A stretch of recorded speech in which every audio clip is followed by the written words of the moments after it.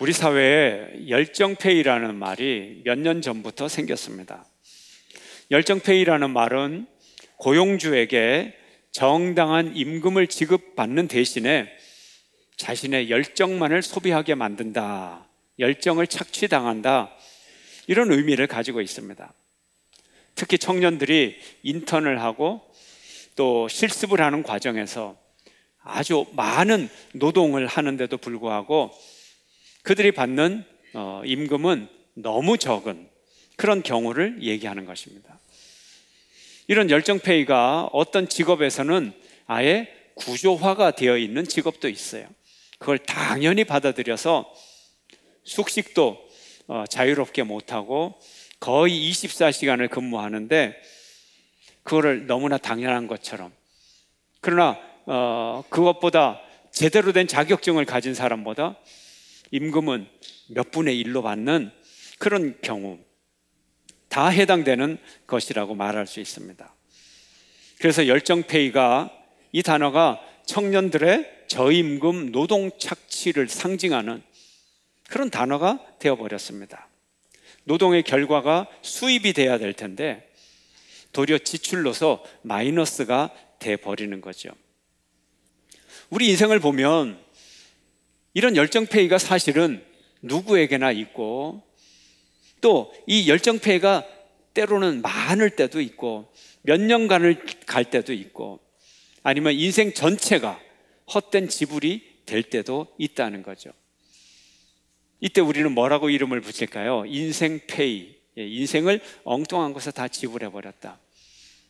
다른 말로 하면 인생 낭비, 이렇게 말할 수가 있겠죠. 우리 모두에게 우리의 인생페이, 인생 낭비를 유혹하는 많은 유혹의 요소들이 있습니다. 제가 한 이야기를 들려드리겠습니다. 어떤 사람에게 두 아들이 있었습니다. 하루는 작은 아들이 아버지에게 말합니다. 아버지, 제게 질 유산을 좀 주세요. 제가요, 호주에 투자 이민을 가서 한번 멋지게 사업을 해보겠습니다. 매일 조릅니다. 아버지가 거절하지를 못해서 아들과 큰아들과 둘째 아들에게 공평하게 미리 유산을 다 상속으로 줘버렸어요. 불과 얼마 후에 둘째 아들이 이것을 다 현금화해서 호주로 정말로 투자 이민으로 떠나버렸어요. 들리는 소식에 의하면 사업을 한다고 하고 얼마 후에는 또 직장을 다닌다고 하고, 그러더니 완전히 알거지가 되어버렸어요. 엎친 데 겹친 격으로 호주 경제가 어려워져서 일용직 일자리마저 잃어버리게 되었습니다. 겨우 이제 이 아들이 구한 직업이 호주 교외에 있는, 시드니 교외에 있는 한 돼지 농장에 찾아가서 일자리를 구했다고 합니다. 한 달 동안 열심히 일했는데 열심히 일한 대가가 $100, 한국 돈으로 12만 원이었다는 거죠. 사장에게 따졌더니 당신하고 나하고 계약서도 제대로 체결하지 않았는데 당신이 그렇게 말할 권리가 없다, 이런 말을 들었다고 합니다. 이제는 생활비조차, 식비조차 구하기 어려워서 마트에서 40년 전에 미국 이민자들이 했듯이 개먹이를 잡았다가 놓았다, 잡았다 놓았다 하는 자기의 모습을 보면서 하염없이 눈물을 흘렸다는 것입니다. 여러분, 눈치채셨습니까? 이 이야기의 원작자는 예수님입니다. 예수님이 하신 말씀을, 오늘 본문을 제가 오늘 이 시대에 맞게 제가 고쳐보았습니다. 이 사건의 경과를 오늘 본문은 이렇게 말합니다. 13절 말씀입니다. 다 함께. 그 후 며칠이 안 되어 둘째 아들이 재물을 다 모아가지고 먼 나라에 가서 거기서 허랑방탕하여 그 재산을 다 낭비하더니 돈과 쾌락에 자기 인생의 자산을 지불해버렸어요. 돈의 힘에 속았고 쾌락의 유혹에 속았습니다. 여기에 너무 과도한 지출을 다 해버린 거죠. 그러고 나서의 비참한 처지를 오늘 본문은 이렇게 말합니다. 함께 읽습니다. 그는 돼지가 먹는 쥐염 열매로라도 배를 채우고 싶은데 그 마음이 간절했으나 주는 사람이 없었다. 모든 것을 낭비해 버렸고 모든 인생의 자원을 헛되이 지불한 그 대가는 돼지가 먹는 사료인 쥐염 열매도 얻어먹지 못하는 비인간적인 대우를 받았다 하는 것이죠. 사람은 돈이 많아야 돼요. 그래야 대접을 받고 또 소비 수준이 높아야 어디 가든지 VIP 대접을 받습니다. 돈이 많으면 사장님, 회장님 출입구부터 다르고 출구도 다르고 입구도 다 달라요. 아주 존중을 받습니다. 그러나 돈이 없으면 귀찮은 존재가 되고 들어오지 말라고 그러는 거죠. 세상에서 사람들은 이 소유욕 또 자기가 가진 이 모든 자원들을 아주 이기적으로 사용을 합니다. 둘째 아들이 자기 혼자 물질적으로 잘 살아보겠다고 아버지의 마음도 헤아리지 못하고 혼자 먼 외국에 떠납니다. 가족 간의 사랑 이런 거 전혀 무시하는 거죠. 오로지 자기 쾌락, 자기 포부, 자기 재산, 자기의 지식, 자기의 비전, 자기의 계획, 자기의 즐거움, 오로지 모든 것 자기만을 위하여 사용을 하는 것입니다. 이처럼 둘째 아들만이 이기적인 것이 아니라 세상의 모든 사람들이 이기적입니다. 그래서 둘째 아들이 모든 재원이 떨어졌을 때 그 둘째 아들에게 아무도 관심을 기울이지 않습니다. 그가 인간적인 대접을 받건 말건 아무도 관심이 없어요. 그래서 돼지 사료조차 얻어먹지 못하는 그런 비참한 처지가 된 것이죠. 어쩌면 이렇게 세상 사람들은 이 둘째 아들을 이토록 잔혹하게 만들었을까요? 이토록 비참하게 만들었을까요? 정말 세상이 다 그런 걸까요? 왜 둘째 아들은 이럴까요? 둘째 아들을 아까 읽은 본문에서 허랑방탕하여 재산을 다 허비하였다고 표현하고요, 뒷부분을 읽어보면 그 모범생인 형님이 계시는데 그 형이 동생을 평하는 얘기가 있어요. 30절의 말씀이 그겁니다. 여기에 키포인트가 있습니다. 함께 읽습니다. 아버지의 살림을 장녀들과 함께 삼켜버린 이 아들이 돌아오매 이를 위하여 살찐 송아지를 잡으셨나이다. 아멘. 이 둘째 아들이 어떤 인간이라고요? 아버지의 살림을 누구와 함께? 창녀들과 함께 삼켜버린 아들이다. 이렇게 말합니다. 허랑방탕하여 재산을 탕진한 사람, 아버지의 살림을 창녀들과 함께 삼켜버린 사람. 형의 입장에서 볼 때 이 동생이 너무나 파렴치한 인간이요, 너무나 초라한 인간이요, 너무나 사악한 인간이요, 이것을 비웃고 조롱하고 있는 것입니다. 이 표현이 뭐예요? 창녀들과 함께 재산을 삼켜버렸다. 이게 무엇을 의미하나요?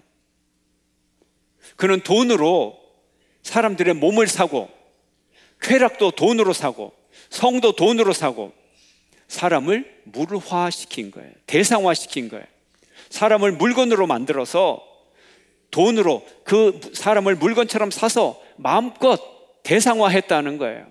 물건처럼 가지고 놀았다는 거예요. 본인이 그런 대접을 한 거예요. 다른 사람에게.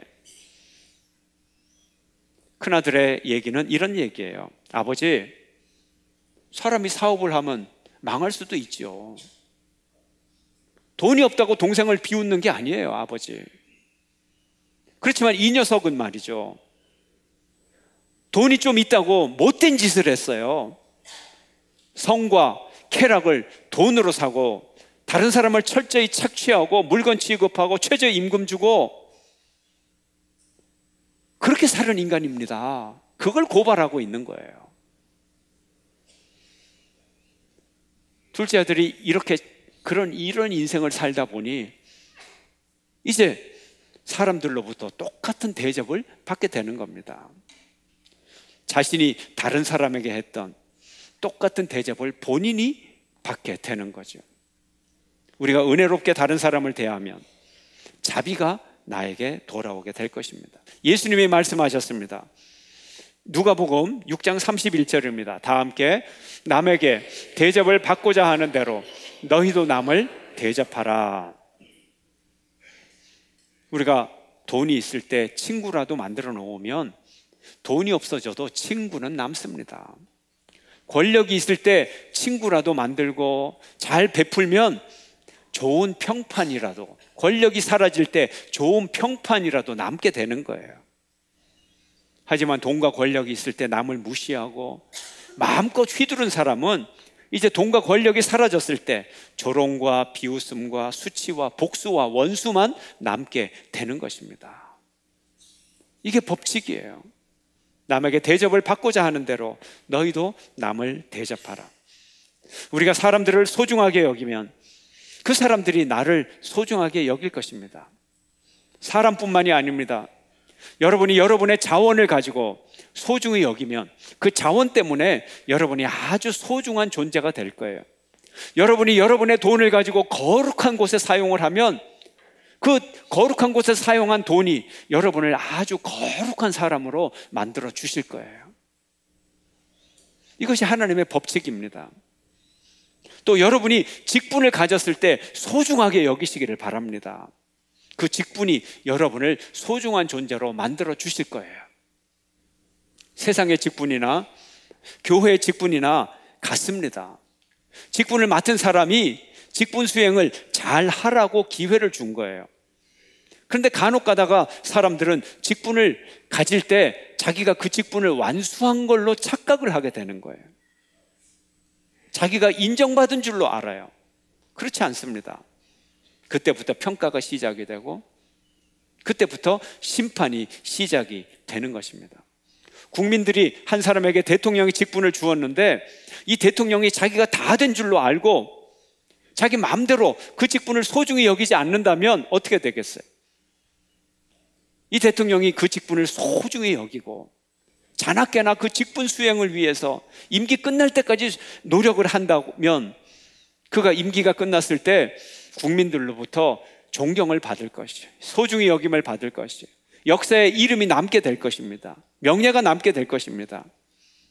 그러나 자기 직분을 소홀히 여기고 마음대로 다루고 착취하고 오용하고 남용하고 그러면 그 직분이 그 인생을 오용하고 남용하고 그 대가를 다 치르게 할 거예요.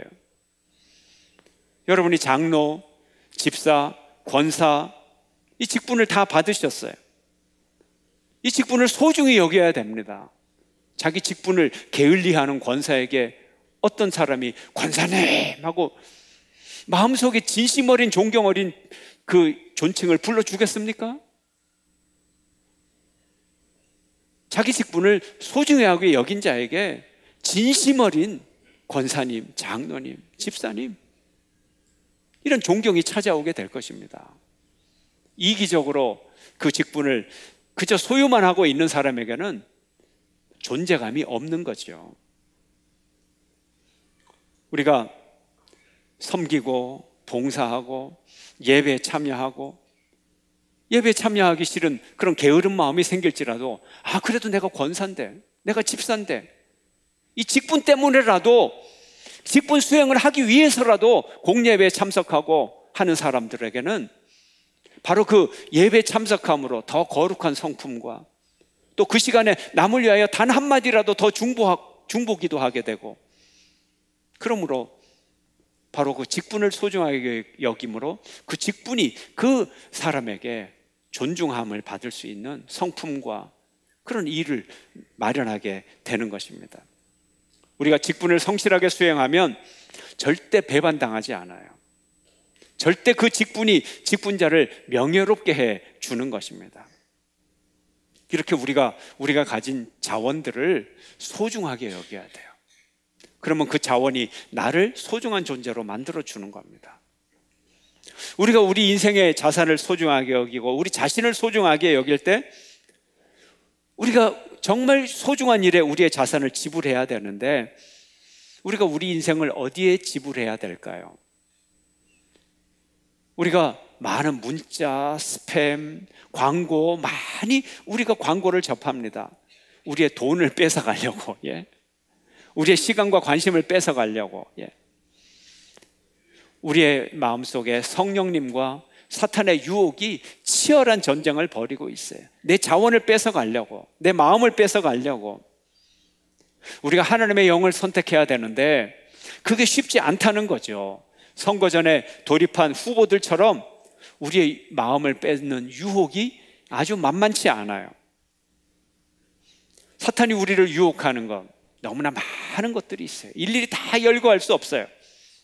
그러나 대표적인 것 세 가지는 꼽을 수가 있습니다. 첫째가 돈이고, 둘째가 명예고, 셋째가 권세입니다. 돈이 있어야 편리한 삶을 삽니다. 돈이 많으면 웬만한 일은 다 해결을 할 수 있고, 웬만한 것은 다 소유할 수 있어요. 편리합니다. 명예가 중요합니다. 일상생활이 다 명예로운 거예요. 우리가 일상생활을 살아가면서 인정받는 기분으로 살아가는 거예요. 사람이 기분이 좋으면 무엇이든지 할 수 있어요. 신문에 나오고 뉴스 시간에 명예롭게 등장하는 그렇게 큰 명예가 아니라도 매일의 사소한 삶 가운데서 우리가 칭찬받는다는 거, 인정받는다는 거, 이 기분으로 우리가 매일을 살아가는 겁니다. 우리는 칭찬에 배고프고 인정에 배고프고 사랑에 배고픈 존재입니다. 또한 사람들은 지배 욕구가 강합니다. 작은 일에도 남보다 우월해야 되고 이겨야 됩니다. 바둑과 장기를 두어도 꼭 이겨야 됩니다. 예. 바둑 져도 돼요. 예. 그럼 상대방이 행복해지잖아요. 예.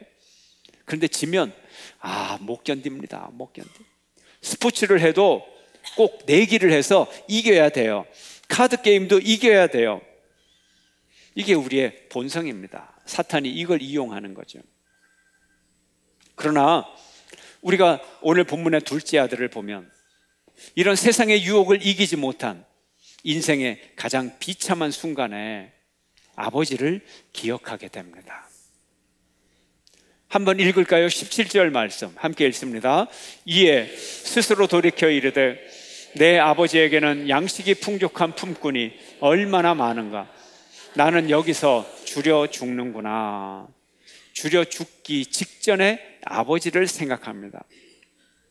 여기 사람들은 돼지가 먹는 쥐염 열매도 내게 주지 않는데, 나의 가치를 돼지보다도 못한 가치로 여기는데, 아버지는 그렇지 않는데, 아버지를 생각하니까 한 달에 12만 원이 아니라 한 달에 120만 원을 주시는데, 내 아버지에게는 양식이 풍족한 품꾼이 얼마나 많은가. 내가 시간당 1,500원을 받는 것이 아니라 우리 아버지는 시간당 12,000원을 주시는데 아버지가 생각이 나는 거예요. 우리 아버지는 일용직 인간도 인간 대접을 해주고 풍족한 임금을 주시는데 내가 그곳에 가면 이제 더 이상 인생 낭비가 없을 텐데, 아버지가 생각난 거예요. 어떻게 했을까요? 20절 함께 읽습니다. 다 함께. 이에 일어나서 아버지께로 돌아가니라.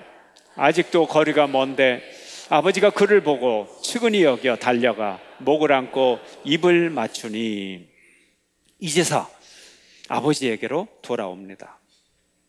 그가 집에서 멀리 떨어진 동네 어귀에 겨우 들어섰는데 그 먼 거리에서도 아버지는 이 아들을 먼저 알아보고, 아들이 아버지를 알아보기도 전에 아버지가 먼저 알아보고 아버지가 달려와서 아들을 안고 목을 안고 입을 맞추고 기뻐서 덩실덩실 춤을 추는 것입니다. 아버지는 사랑하는 아들로 둘째 아들을 환영합니다. 아들이기에. 이 아들이 아버지 집을 떠나서 못된 짓을 하며 사람들을 착취하고 사람들에게 못된 짓을 하고 그렇게 살 때 그는 스스로가 인간 대접을 받지 못했지만, 쾌락에 빠져 살았지만, 되지만도 못한 대접을 받았지만, 소유를 다 낭비해버렸지만, 이제 그의 인생 전체를 낭비해버릴 직전에 아버지께로 돌아왔어요. 이제 아버지 집에서 인간 대접을 받기 시작을 했습니다. 아들 대접을 받기 시작했습니다. 이제 그가 무슨 일을 하든 인생을 낭비할 필요가 없게 되었습니다. 이 아버지가 누군가요? 하나님 아버지입니다. 이 아들이 누군가요? 오늘날의 우리들입니다. 둘째 아들이 아버지 집을 떠나 계속 세상 일이 잘 되었다면 아버지께로 돌아오지 않았을 거예요. 구원받지 못했을 거예요. 아버지의 사랑을 경험하지 못했을 거예요. 여전히 떠돌이 인생, 외톨이 인생, 불쌍한 인생이 되었을 것입니다. 버림받은 인생이 되었을 것입니다. 그러나 그가 가난해서, 그가 삶의 고통 중에 아버지를 기억하게 된 것입니다. 그래서 차라리 돈이 일찍 떨어진 것이, 사업에 실패한 것이 이에게는 전화위복이 되었던 것입니다. 오늘날 우리도 마찬가지입니다. 우리가 언제 우리 인생을 되돌아봅니까? 잘 되고 뻗어나갈 때는 그 일에 더 몰두하고 인생을 뒤돌아보지 않습니다. 그러나 우리 인생에 어려움이 다가올 때 내가 이것을 계속해야 될 것인가? 내가 왜 이 일을 하는가? 인생이 무엇인가? 살아야 되나 죽어야 되나?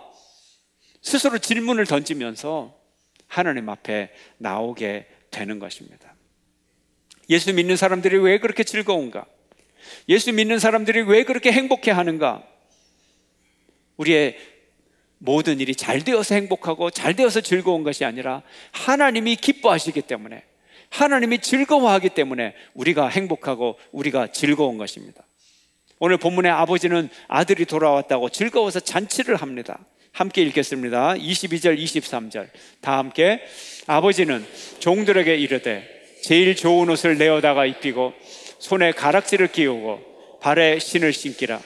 그리고 살찐 송아지를 끌어다가 잡으라. 우리가 먹고 즐기자 말합니다. 비결이 여기 있습니다. 예수 믿는 사람들이 삶의 목적을 다 이루었기 때문에, 그리고 풍성한 결과가 있기 때문에 행복한 것이 아니라, 돈이 많아서 행복한 것이 아니라, 염려가 없어서 행복한 것이 아니라, 인간관계가 항상 좋기 때문에 행복한 것이 아니라, 우리가 하나님께로 돌아왔기 때문에 행복한 거예요. 하나님이 우리를 기뻐 맞아주시기 때문에 행복한 거예요. 실패 가운데, 삶의 고통 가운데 있을지라도 아버지가 나를 안아주면서 하나님이 나를, 너는 내 아들이다, 너는 내 딸이다, 내가 너를 소중히 여기노라. 세상 사람들은 너를 멸시하고 미워할지라도 너는 내 아들이야, 너는 나의 소중한 존재야. 하나님의 품이 있기 때문에 우리는 행복한 것입니다. 그리고 더 이상 세상에 속아 넘어가지 않습니다.